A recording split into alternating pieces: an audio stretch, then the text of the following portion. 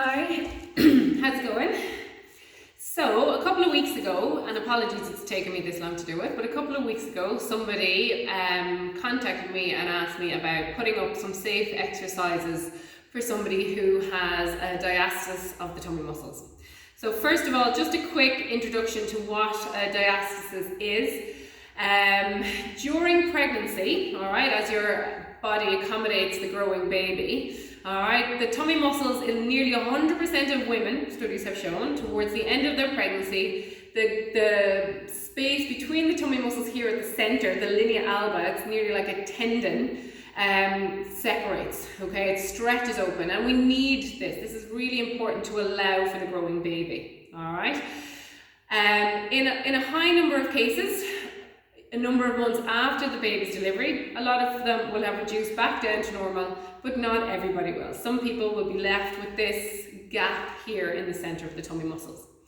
And I suppose what we need to consider, keeping in mind that I'm not going to be able to diagnose and treat you individually through this video, but it might just give you some trains of thought that might help you a little bit to maybe start to feel how you can support it or help it or make changes to this diastasis if you have one, all right?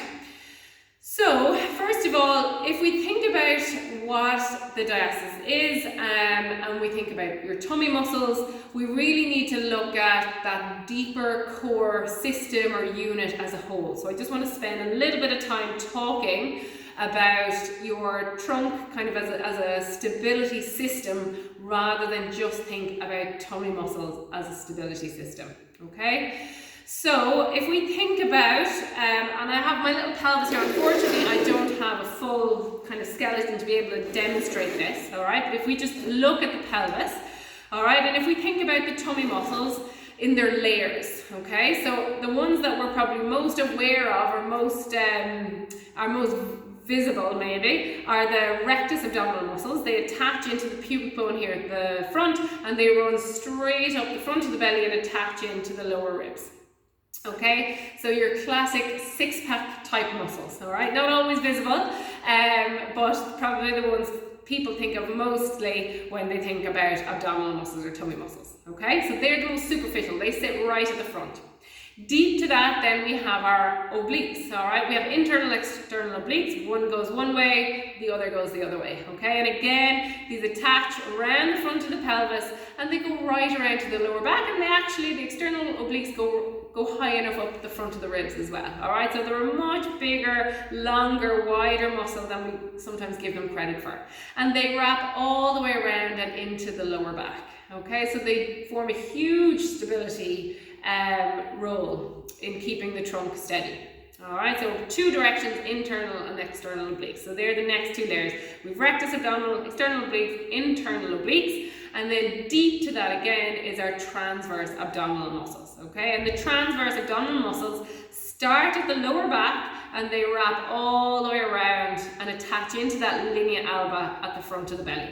So all our tummy muscles attach to this linea alba, all right, which is that line that runs from the front of your ribs all the way down to the pubic bone, okay? And that's where you're going to start to feel that space or that gap between the tummy muscles, all right?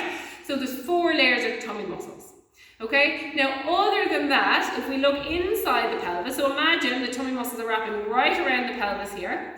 Deep to that, then we have our pelvic floor muscles.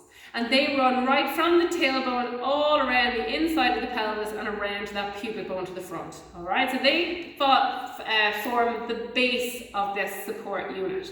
Okay, if we think about the support unit nearly like a tin can, all right, or a can.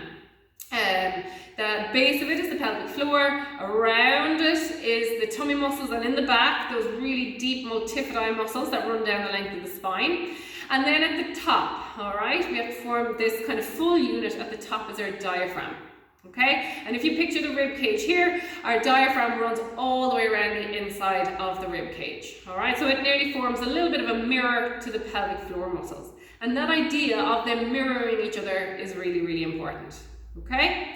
So keeping in mind that the tummy muscles attach to the rib cage, that the diaphragm attaches to the rib cage, and that the pelvic floor muscles mirror the diaphragm, the ribs are really, really important, all right? In general, with regards to that stability system, but very much so when it comes to the diastasis, the gap, all right? Because thinking back to our body accommodating the growing baby, the ribs will often have to expand out a little bit, all right? And I've seen this definitely in people carrying multiples, big babies, babies who carry very high. Those ribs need to make space for the baby, okay? Now, sometimes they can be up to 3 centimeters wider than they were pre-pregnancy, okay? So that the ribs have accommodated the growing baby. When the baby is delivered, the ribs don't always just shrink back to normal again. They can feel quite stiff and flared nearly after delivery, okay? Now, that can make the tummy muscles and that space between the tummy muscles coming back together more challenging. It's like the difference of trying to hold a weight in your hands here and trying to hold a weight in your hands out here. The tummy muscles are working in a longer position. It's harder for them to work. The same applies to the diaphragm, okay? The diaphragm is now in that longer position and it's a little bit harder for it to work. So we have to develop different ways to breathe. And oftentimes we start to breathe much more into the upper chest, all right? And so what we need to really look at when it comes to supporting and helping the diastasis is how we breathe, okay? So even just maybe lying down can be a good place to do this, kind of resting the hands on the lower ribs, feeling the ribs expand with your breath in and feel them come back down as you breathe out. And just notice, is that a big movement or is it a very shallow movement? And I often find instead of really trying to force the breath out and try to squeeze it down, then sometimes just working on taking a slightly deeper breath in and then allowing the ribs to just sink back down again. And sometimes even just giving a little bit of encouragement with the hands, okay? So what I don't want to end up is with really kind of tight waist muscles here, kind of pulling inwards, which isn't really going to support your core system as a whole. What it can lead with is nearly downward pressure, pulling inwards, tight into those oblique muscles instead of working the core as a whole unit, all right? So for example, laying down, hands rested here onto the outside of the ribs, breathing into the hands, feel that stretch really as you breathe in, pushing your hands outwards, and then breathing out, just encouraging those ribs inwards. So using your hands to give a comfortable, gentle pressure inwards, okay? And just practicing that a little bit every day is going to allow the ribs to just move a little bit more freely, okay? And that can often just allow the tummy muscles more efficiently come back together, all right? Okay, so if we think about the unit, as I said, it's the diaphragm. We're thinking about the diaphragm as you breathe. Obviously, the diaphragm has to move for you to breathe. We want the rib cage to move, okay? So if we're breathing, we're using the diaphragm, and we want the rib cage to move, then that means that the tummy muscles are going to have to move as well, all right? So it's not about trying to shorten and hold those tummy muscles short. When we breathe, our tummy muscles should rise. When we breathe in, our tummy muscles should rise. And when we breathe out, they should shrink back down. Now that can really confuse people. And I've had this in my Pilates classes for years where people say to me, I keep getting the breathing backwards. I keep thinking I should be pulling in my belly as I breathe in. But think about it logically.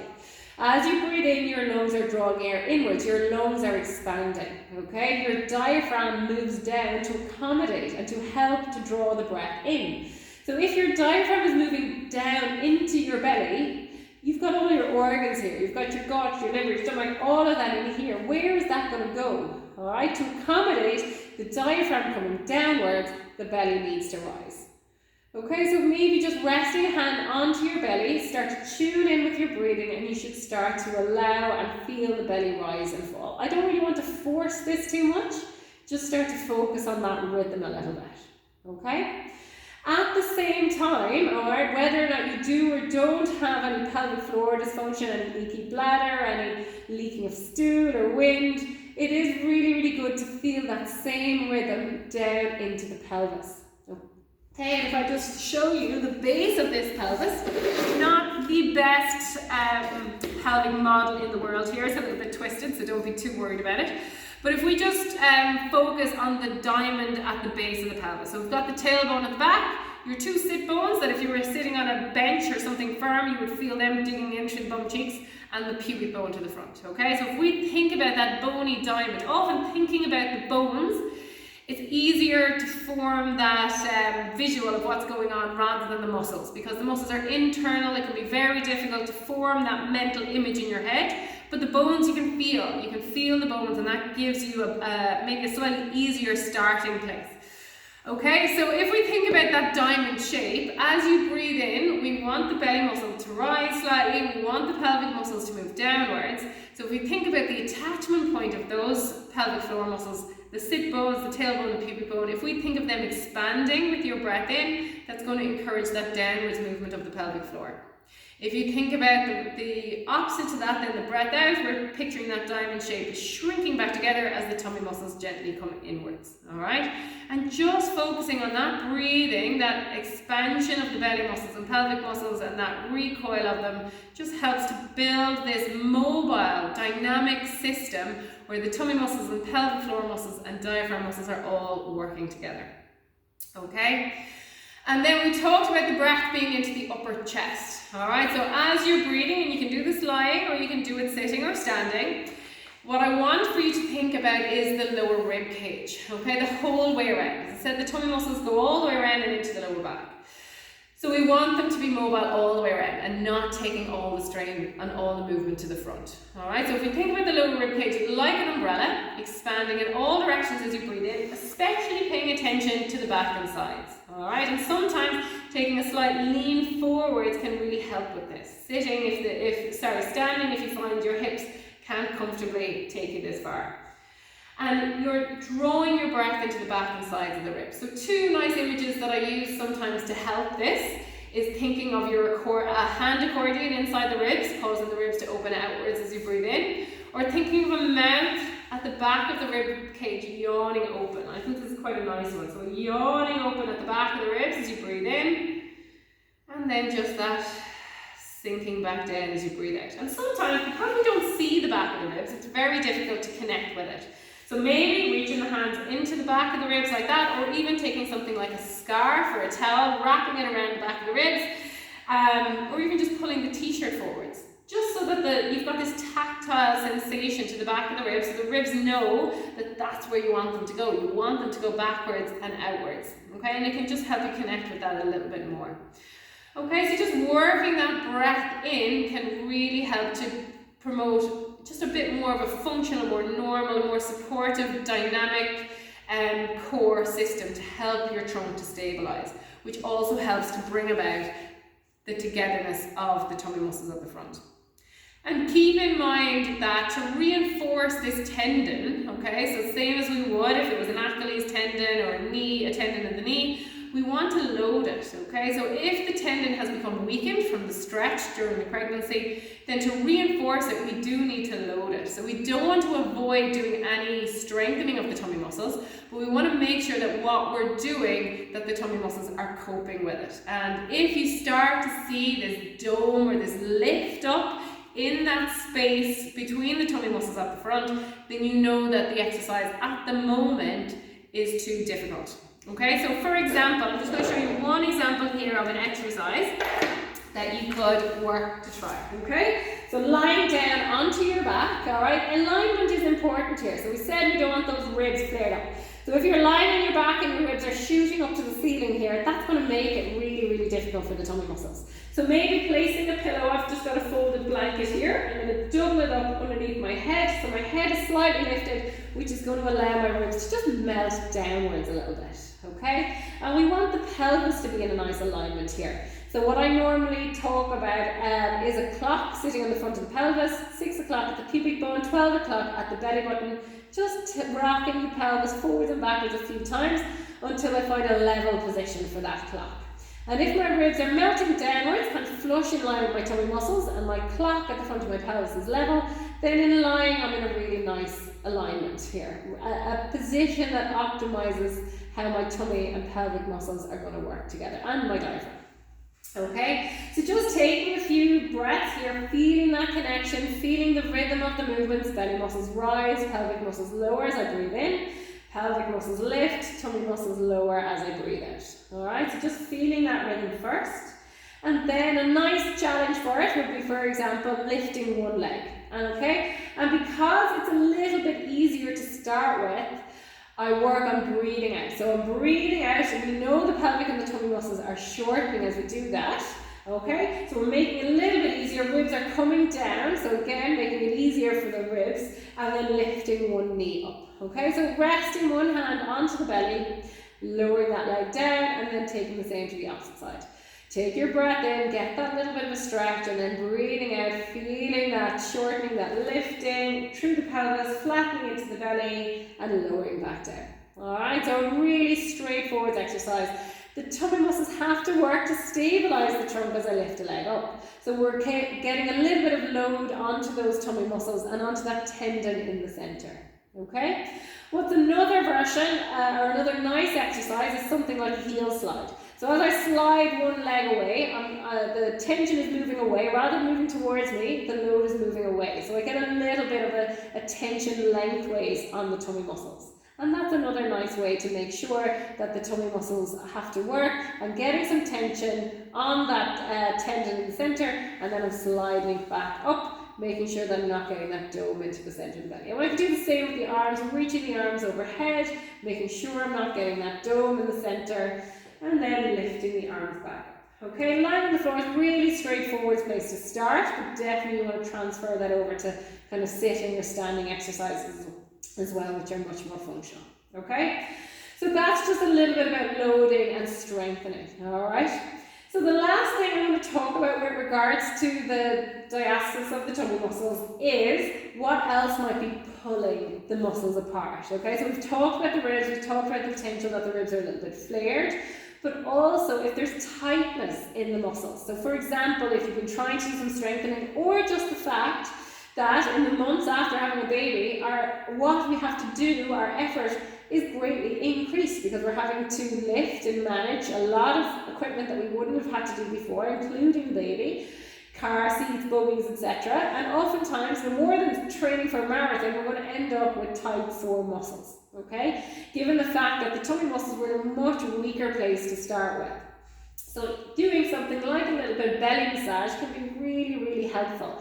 What I normally do, just going with the direction of the large intestines, I normally start low on the right, gentle circular movements coming up underneath the ribs on the right, focusing on any points that you might feel are a little bit tender, maybe just holding them for a breath or two, focusing on a softening or melting, and then working my way across the base of the ribs and then down the left side. Okay, again, resting and holding on any particularly sore or tight points. What can often be good here as well is just some hug, some knee hugging towards the chest. As I'm hugging my right knee in towards my chest, I'm putting my belly muscles on that right side in a lovely slack position, and also the muscles at the front of the hip. And just holding it there for a few breaths, maybe with my hand resting on my belly. Keep reinforcing this softening, melting sensation into the belly. Okay, I want the belly to feel really soft, nearly as if it's like a buttery or a soft dough. If you can imagine a yeasted dough, for anybody who has any yeast or flour at the moment. Okay, so doing the right leg and then doing the left side. And just because it's really good for your bowel, I always start with the right, move over to the left, because it's encouraging that direction of the large intestine. Okay, and then I could do the same for the obliques, so taking the knees to one side. So as the knees move to the right, I'm putting the obliques on one side in a shortened position. Again, I can rest my hands here and just focusing on that softening and that sinking. Okay, so holding it there for 30 seconds, anything up to 2 minutes. And then taking that to the opposite side. Okay. Again, softening and sinking. Now there's so many muscles that pull or connect or interact with the belly and with the pelvis. We could stretch the hip muscles, the hamstrings, the hip flexors, the quads, the inner thighs, even up to the shoulder muscles. Everything comes and interacts with these core muscles. So you could spend 20 minutes just working on some stretching and release and massage, using something like a rotor, using something like soft or tennis balls or something like that. And that can really make a difference to all the different tensions and pulls going through the tummy muscles. As I said, it's such a huge area, and none of this is going to replace having an individual assessment to look at you, to find how you're moving, to find how you're breathing, how the pelvic floor muscles are interacting with the tummy muscles. So it might be just a little bit of a starting point to maybe get you interacting with the system of the diaphragm, tummy muscles, pelvic muscles, lower back muscles, rather than the focus on the tummy muscles themselves. And yes, strengthening is important, but releasing, softening out those muscles and allowing them to be free to move is really, really important as well. All right. So if you have any questions or queries, definitely I'd love to hear from you. As I said, this is a huge area, and I'm just trying to give you little tidbits of information for you to try. Hopefully it isn't going to completely confuse you. And just remember that it's not even always about the space between the muscles, it's about how that tendon can provide tension and support. So oftentimes there is a gap there, but when the tendon is called on to work, it actually can work really well. Okay, so keeping that in mind as well. And there's also very mixed evidence with regards to any connection between having the gap between the belly muscles and things like leaky bladder or lower back pain. So do keep that in mind as well. All right, it's more how it functions, and it can give great support. But it's very much a whole system approach rather than just thinking about strengthening into the tendon. As I said, that is one part of it, but only one part of it. Okay, I hope this was helpful. Any feedback, much appreciated. Any questions, absolutely let me know. Is that okay? Best of luck.